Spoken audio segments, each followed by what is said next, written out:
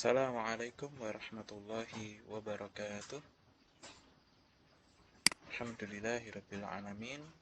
Terlebih dahulu marilah kita senantiasa memanjatkan puji syukur kehadirat Allah Subhanahu wa taala atas nikmatnya, sehingga pada kesempatan pagi hari ini kita dapat melaksanakan pembelajaran kita di minggu yang pertama di tahun pelajaran 2021-2022. Untuk mengawali kegiatan pembelajaran ini, marilah kita buka bersama dengan membaca lafal basmalah. Bismillahirrahmanirrahim.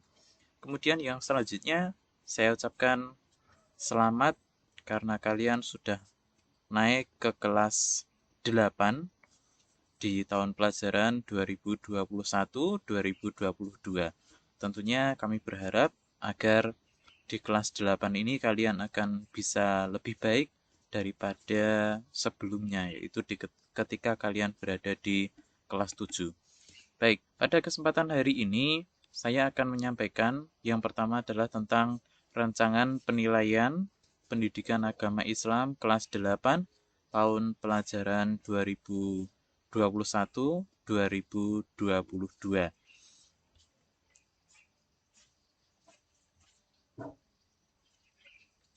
Dalam pembelajaran ini ada beberapa penilaian yang akan kita lakukan selama 1 semester. Yang pertama yaitu penugasan. Penugasan ini nanti berkaitan dengan kompetensi inti atau KI ketiga dan keempat, yaitu tentang pengetahuan dan keterampilan. Nanti berupa tugas yang akan kami sampaikan. Kemudian yang kedua, penilaian harian. Di mana penilaian harian ini nanti kita laksanakan untuk KI 3, yaitu tentang pengetahuan. Kemudian penilaian tengah semester atau PTS, ini juga tentang KI 3, yaitu tentang pengetahuan. Kemudian yang keempat, penilaian akhir semester. Nanti dilaksanakan di bulan Desember. Ini penilaian pengetahuan, yaitu KI ketiga. Kemudian berkaitan dengan sikap, baik spiritual maupun sosial. Nanti di KI 1 dan KI 2, penilaian yang akan kita lakukan yang pertama adalah dengan observasi atau jurnal, yaitu melihat sikap kalian. Sikap ini dinilai dari mana? Yang pertama, karena kondisi kita masih dalam kondisi pandemi dan belum tahu nanti tatap muka akan dilaksanakan kapan, maka yang pertama yang akan saya lihat adalah ketika saya menyapa kalian melalui grup WhatsApp, bagaimana respon kalian?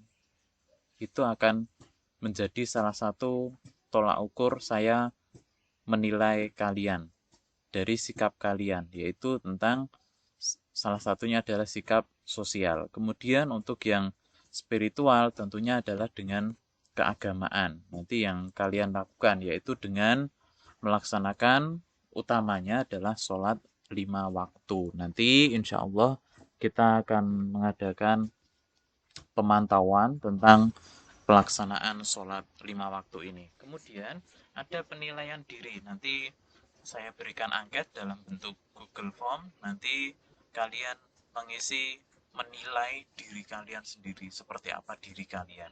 Kemudian yang kedua, penilaian yang ketujuh, ini adalah penilaian antar teman.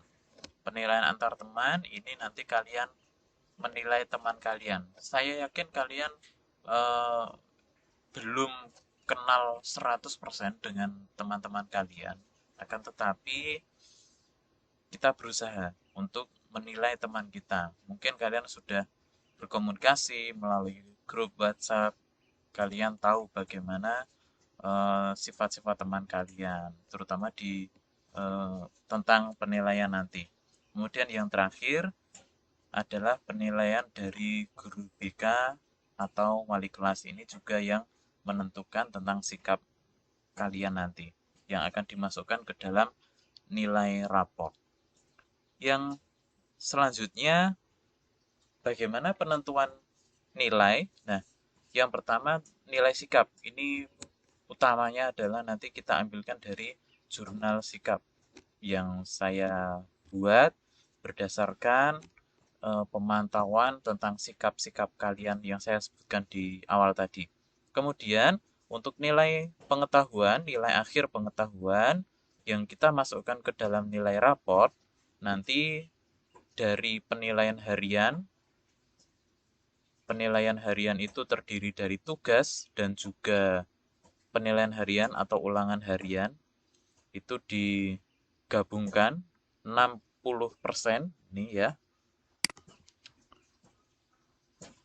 Ini penilaian harian ini. Penilaian harian 60% dikalikan nilai ulangan harian ditambah 40% nilai tugas. Gabungan itu akan menjadi nilai penilaian harian yang akan masuk di sini, yang nantinya akan masuk ke sini. Nah, di sini kita kalikan 2, nanti kemudian ditambah dengan PTS, ditambah dengan PAS, penilaian akhir semester, kemudian dibagi 4. Kemudian nilai nilai akhir keterampilan ini dari penilaian harian yang akan saya ambilkan nanti, penilaian hariannya seperti apa nanti. Nah, meskipun di sini tertulis ada PTS dan PAS, tapi nanti kita fokuskan di penilaian hariannya, yaitu dengan penugasan yang saya berikan nanti, baik misalnya ada praktek sholat, ada praktek sujud, dan sebagainya yang akan kita sampaikan kemudian. Kemudian nilai pada akhir semester nanti di raport kalian nanti akan diberikan predikat berdasarkan KKM, kriteria ketuntasan minimal. Ada 4 kriteria ini, sangat baik atau A. Nanti akan dituliskan di raport A itu apabila nilai kalian 94 sampai 100. Itu dalam kategori A. Yang selanjutnya nanti untuk predikat baik ini ketika kalian mendapatkan nilai 86 sampai 93. Dan yang selanjutnya kriteria atau predikat cukup C itu ketika kalian mendapatkan nilai batas KKM yaitu 78 sampai 85. Itu diantara itu. Jika nilai kalian berada di bawah 78, maka nilai kalian D. Untuk itu, saya berpesan agar kalian lebih serius ketika nanti mengikuti pembelajaran, kemudian dilanjutkan dengan penilaian.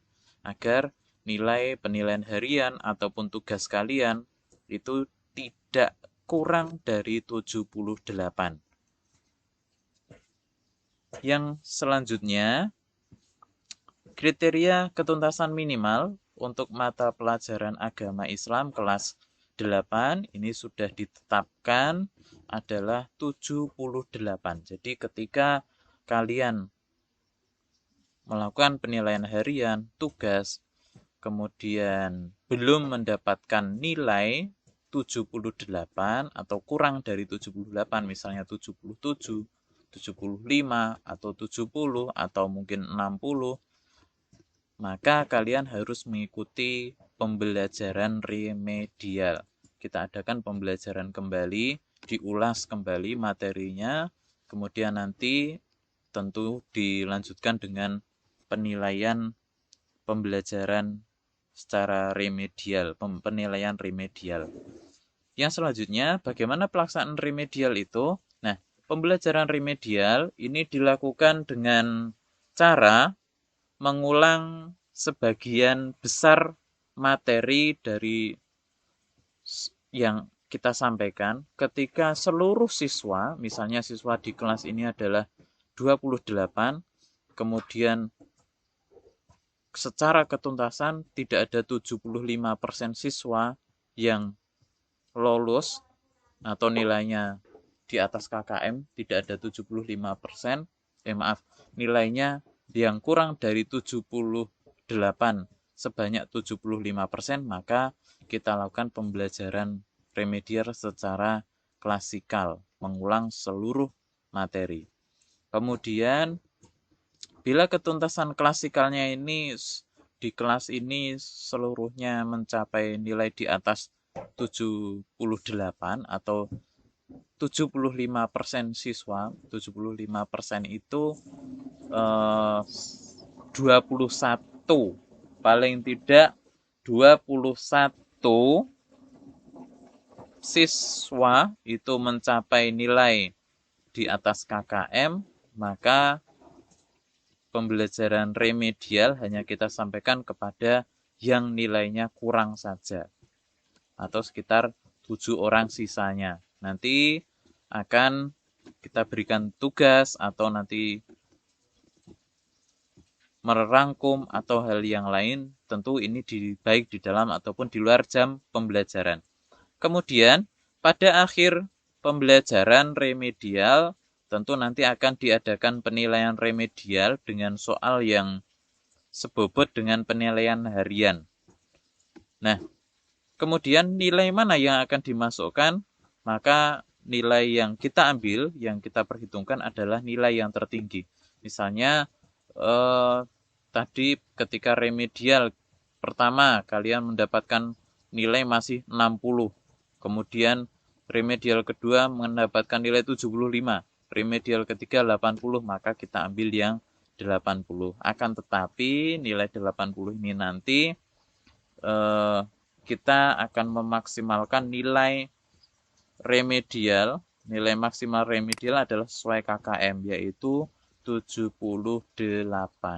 Sehingga nanti teman-teman yang lain yang nilainya sudah di atas KKM tidak akan dirugikan. Yang selanjutnya berkaitan dengan pengayaan. Pengayaan ini diikuti oleh peserta didik yang mencapai nilai tinggi atau sudah nilai di atas KKM. Ini bisa dilaksanakan ketika pembelajaran, dalam pembelajaran maupun di luar pembelajaran. Baik nanti berupa membaca materi atau nanti sekedar mencari informasi di internet ataupun hal yang lain. Yang selanjutnya, meskipun ini masih di awal semester, namun perlu saya sampaikan terkait dengan kriteria kenaikan kelas. Di mana kriteria kenaikan kelas ini kami ambilkan dari kurikulum tingkat satuan pendidikan atau KTSP SMP Negeri 1 Karangmojo. Yang pertama, ketentuannya adalah siswa harus menyelesaikan seluruh program pembelajaran yang diikuti dalam 2 semester pada tahun pelajaran 2021-2022. Jadi semester ini harus selesai. Semester 2 juga harus selesai. Tidak ada tunggakan tugas ataupun yang lain, harus selesai. Kemudian deskripsi sikap ini baik. Kalian harus mendapatkan nilai minimal baik pada nilai sikap. Kemudian nilai ekstrakurikuler. Nilai ekstrakurikuler ini dalam kepramukaan kalian mendapatkan nilai minimal baik. Ekstrakurikuler kepramukaan nanti akan tetap dilaksanakan meskipun secara daring. Untuk itu kalian harus mengikuti dengan sebaik mungkin, mengisi daftar hadir yang ada, kemudian melaksanakan tugas dalam ekstrakurikuler kepramukaan itu, di mana tugas-tugas nanti tentu akan kita sesuaikan dengan SKU, standar kecakapan umum. Standar kecakapan umum, di mana nanti kalian tentu harus sudah mencapai pada minimal di kelas 8 itu harusnya sudah pada tingkatan rakit. Nah, nanti kita akan mengusahakan nanti kalian bagaimana caranya nanti paling tidak kalian sudah melakukan pelantikan sampai tingkat ramu. Kemudian ramu nanti setelah itu dilanjutkan ke rakit dan terakhir terap. Syukur nanti di awal kelas 9 kalian sudah mencapai tingkat terap, kemudian kelas 9 nanti ketika ada pengusulan Pramuka Garuda, kalian dapat mengikuti ujian seleksi untuk menjadi Pramuka Garuda. Kemudian, yang selanjutnya tidak memiliki lebih dari 2 mata pelajaran. 2 mapel ini nilai kompetensinya di bawah KKM. Nah, ketika nilai kalian ada 2 mapel yang di bawah KKM, maka ini kalian tidak akan naik kelas. Utamanya adalah pendidikan agama dan juga PPKN. Maka jangan sampai kalian mendapatkan nilai di bawah KKM. Kemudian yang selanjutnya tidak memiliki nilai di bawah 60. Nah, harus disiapkan dari sekarang. Ikuti pembelajaran dengan baik, kemudian melakukan penilaian dengan sebaik mungkin agar mendapatkan nilai di atas KKM. Yang selanjutnya, ketidakhadiran tanpa keterangan atau alfa tidak lebih dari 10% di dalam 1 tahun. 10% ini diambilkan dari jumlah hari efektif yang diikuti dalam pembelajaran. Ketika kalian alfa tidak absen dalam 1 tahun pelajaran itu mencapai 10%, maka kalian bisa dipastikan tidak akan naik kelas. Seperti beberapa tahun yang lalu, ada kakak kelas kalian yang tidak naik kelas karena dia tidak pernah mengikuti pembelajaran selama hampir, kalau tidak salah itu sekitar 40 hari. Maka ini kalian jangan sampai mengikuti ini. Untuk absen, nanti sebagaimana yang sudah disampaikan di grup kesiswaan, kalian melakukan absen melalui Villa Smep Saka. Link di mana sudah kami bagikan di Villa Smep Saka. Di bawah itu bagian home, itu ada menu untuk mendownload aplikasi Smep Saka. Silahkan kalian bisa mengunduhnya dan menginstal di HP kalian agar memudahkan kalian dalam presensi. Tidak perlu mencari link di grup WhatsApp. Yang selanjutnya, dalam penilaian, ini beberapa teknik yang kita lakukan. Di sikap spiritual dan sosial, ini berupa pengamatan, tadi sudah saya sampaikan, atau observasi. Kemudian penilaian antar teman, penilaian diri, nanti berupa jurnal atau daftar cek yang kita lakukan melalui Google Form. Kemudian untuk KD3 ini, KD3 atau pengetahuan, ini penilaian harian ke-1, 2, 3, sampai ke-6. Yang pertama adalah dengan tes tertulis. Tes tertulis ini nanti kita gunakan Google Form. Ketika kalian mengerjakan, maka otomatis nilai akan masuk kepada drive saya dan nantinya akan masuk ke dalam daftar nilai saya. Nah, tes tertulis ini kita rencanakan soal pilihan ganda semua menggunakan Google Form. Nanti kurang lebihnya soal minimal ada 15 soal. Maksimal nanti 20 soal untuk penilaian harian. Kemudian ada tugas terstruktur. Ini ada tugas yang tadi saya katakan ini. Jadi ini tadi 60% ini dari PH. Kemudian 40% tugas, ya ini yang 40% tugas ini. Soal nanti berupa pilihan ganda, akan kita sediakan soal sekitar 10 nomor pilihan ganda. Yang selanjutnya, penilaian keterampilan. Penilaian keterampilan atau KD4, ini nanti yang pertama KD3, tentang KD3 ini berupa produk, KD5 nanti juga produk, yang ke-7 dan 8 ini unjuk kerja, kemudian yang ke-11 adalah dengan produk juga, dan yang terakhir nanti dengan unjuk kerja. Kalau produk nanti kalian saya suruh untuk menulis atau membuat karya seperti itu. Kemudian baik berupa mading atau mungkin poster. Kemudian yang unjuk kerja nanti kalian melakukan praktik sholat, sujud, kemudian membaca.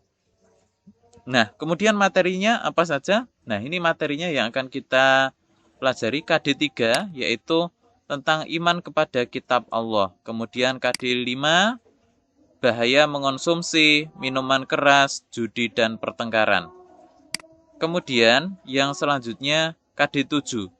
KD7 ini adalah tentang sholat sunnah berjamaah dan munfarid. Nah, ini yang akan kita praktekkan nanti. Praktek sholat, kalian praktek sholat, kemudian di video, diunggah ke Google Classroom.